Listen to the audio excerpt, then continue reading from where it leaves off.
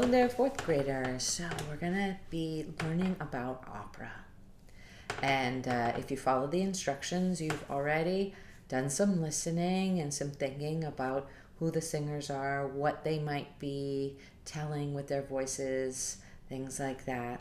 And what I want to do is introduce you to the story behind the clips that you're watching. So this is a story from the opera AIDA.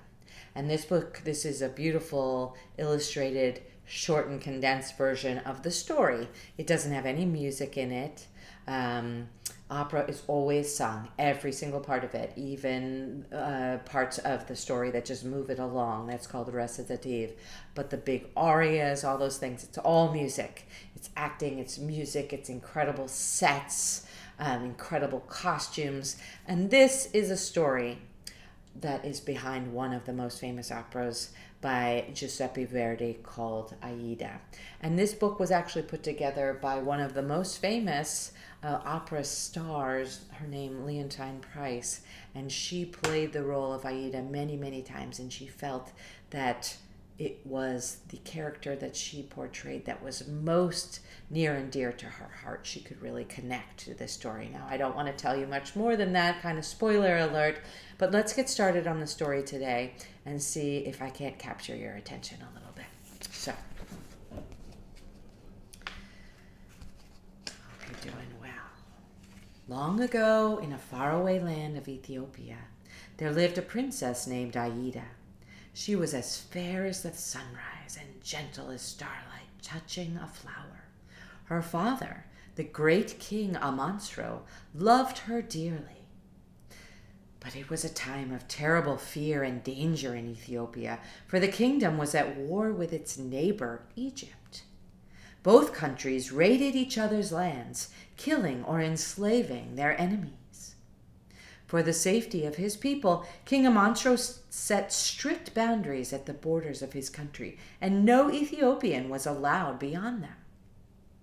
The princess, Aida, was young, and locked within the palace, she grew restless. So, one morning, Aida and her trusted friends disobeyed the king's command. They disguised themselves, and they slipped away from the palace guards. I don't know if that's such a good idea. Do you think it's good to break rules and sneak out when you're not supposed to? We're kind of dealing with some rules like that right now, aren't we? I'm not locked in my palace, but I am locked in my home. You probably are too. So Aida and her friends decided to break the rules. And do you think it's going to be okay? Probably not, because if it's an opera, usually a lot of unfortunate things happen to the characters in an opera. Anyways, let's keep going. It was a glorious day of freedom. Out in the gentle breezes and the lush green fields of their beautiful country, but Aida wandered farther than she should have. Off on her own, enjoying the warm sun and fresh country air, she did not hear her friends in the distance when they shouted, "Aida, beware, come back!" There's a cool picture of Aida. She's awesome. Beautiful illustrations. Once again, Egyptian soldiers had invaded Ethiopia, crossing the south edge of the river Nile. Now they marched toward Aida. And when she finally did hear her friend's warning, it was too late. The soldiers seized her, bound her with ropes and chains. Aida, the royal princess of Ethiopia, was carried off to Egypt as a slave. Aida had learned her royal lessons well. She revealed to no one that she was the daughter of King Amonsro of Ethiopia.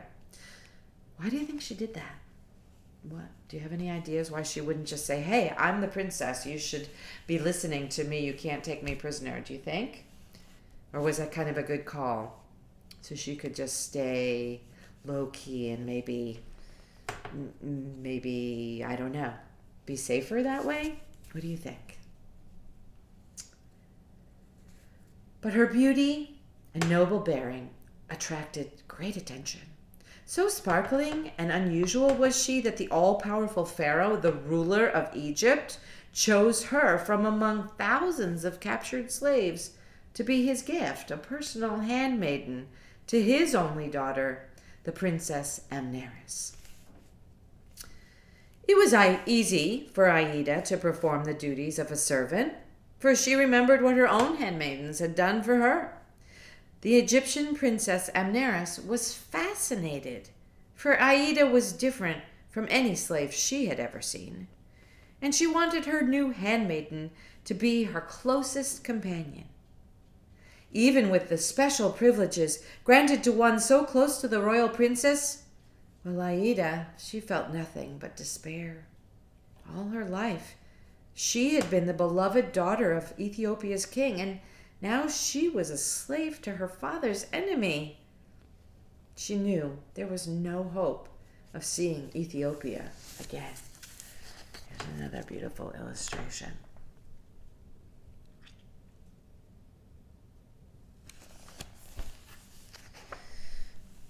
So, we're going to pause right there. I'll be back soon to read some more of this to you. I hope you're enjoying it so far. What you're going to do now for your next lesson is click back in and watch another clip of some opera and see if you can see what else is going on in these stories, in these beautiful arias that you're listening to. Okay, check in with you soon. Bye for now.